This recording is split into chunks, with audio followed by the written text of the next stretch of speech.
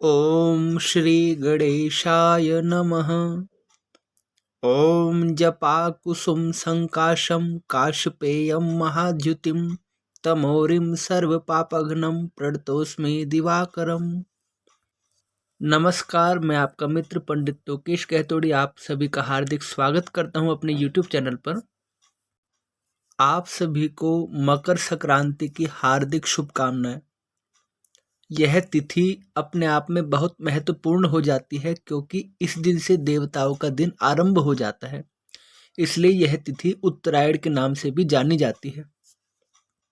पिता सूर्य नारायण जब अपने पुत्र शनिदेव की राशि मकर राशि में प्रवेश करते हैं तो पिता और पुत्र के मिलन का एक अद्भुत संयोग बनता है और इस अवसर पर संपूर्ण तिथियों से अधिक फल आपको इस तिथि पर किसी भी शुभ कर्म को करने से मिलता है। यह तिथि इसलिए भी महत्वपूर्ण हो जाती है क्योंकि शास्त्रों में कहा गया है कि इस दिन किया हुआ व्रत, जप, तप, होम, दान, पुण्य, अनुष्ठान अथवा कोई भी धार्मिक कार्य ना कभी नष्ट होता है और 1000 गुना आपके लिए फलदायी होता है। इसलिए इस तिथि का लाभ हम सभी को अवश्य उठाना चाहिए। आइए जानते हैं कि इस तिथि में हमें क्या करना चाहिए और क्या नहीं करना चाहिए। सबसे पहले बात करते हैं हमें क्या नहीं करना चाहिए। इस दिन देर तक सोने से बचना चाहिए। अगर आपकी आदत है देर तक सोने की तब भी इस दिन आप जल्दी उठने का प्रयत्न कीजिए। दूसरा, इस दिन किसी भी प्रकार के तामसिक भोजन के सेवन से बचना चाहिए।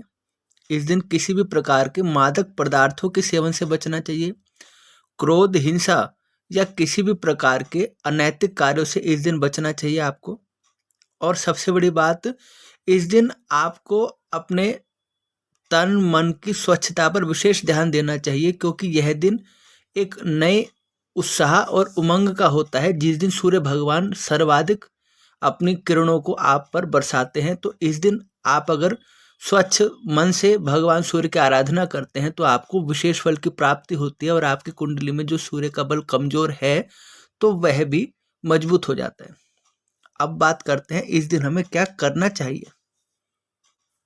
इस दिन यदि संभव हो तो गंगा जी में अथवा किसी भी श्रेष्ठ तीर्थ में हमें स्नान करना चाहिए और यदि संभव ना हो तो घर में ही उन तीर्थों का स्मरण करते हुए हमें स्नान करना चाहिए।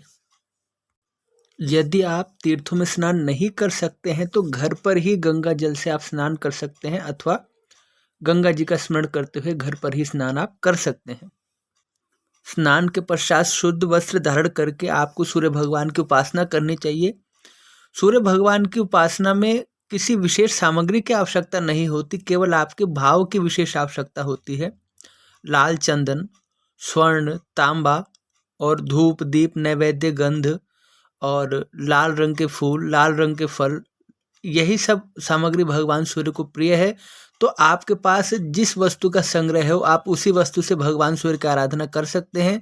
आप गायत्री मंत्र का उच्चारण करके अथवा सूर्य को जो अर्घ देने का मंत्र है उसका उच्चारण करके अथवा सूर्याष्टक का पाठ करके भगवान सूर्य को आप अर्घ समर्पित कर सकते हैं। यथाशक्ति आपको सूर्य कवच का और सूर्य स्तोत्र का बारंबार पाठ भी करना चाहिए। सूर्य भगवान के जो सहस्त्र नाम है उसका भी आप पाठ कर सकते हैं। इस दिन आदित्य हृदय स्तोत्र का पाठ करना तो विशेष रूप से आप सभी के लिए इस दिन फलदायी होगा।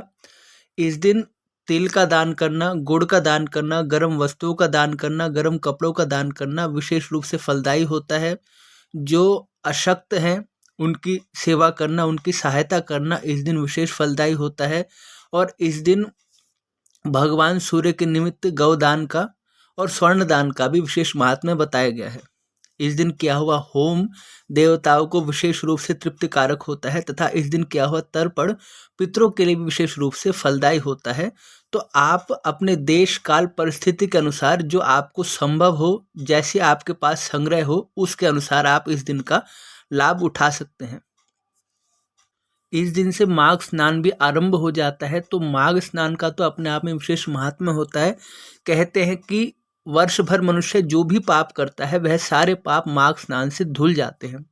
इसलिए माघ में भगवान विष्णु का स्मरण करके प्रातः काल जो स्नान करता है और भगवान विष्णु की आराधना करता है, उसके सभी पाप इस प्रकार नष्ट हो जाते हैं जैसे सूर्य की किरणों के उदय होने से अंधकार मात्र नष्ट हो जाता है। इसलिए यह दिन अपने आप में विशेष रूप से बहुत महत्व रखता है और हमारे देश में अलग अलग राज्यों में इसे अलग अलग नामों से भी जाना जाता है, परंतु उन सभी में भाव एक ही है, वह है प्रकृति से जुड़ा रहना और ईश्वर की आराधना करना और सात्विक और आध्यात्मिक जीवन व्यतीत करना। आशा करता हूँ आपको वीडियो पसंद आया होगा और आप इस वीडियो को लाइक कीजिए, शेयर कीजिए और हमारे चैनल को सब्सक्राइब कीजिए। एक बार पुनः आप सभी को मकर संक्रांति की हार्दिक शुभकामनाएं। जय श्री राम।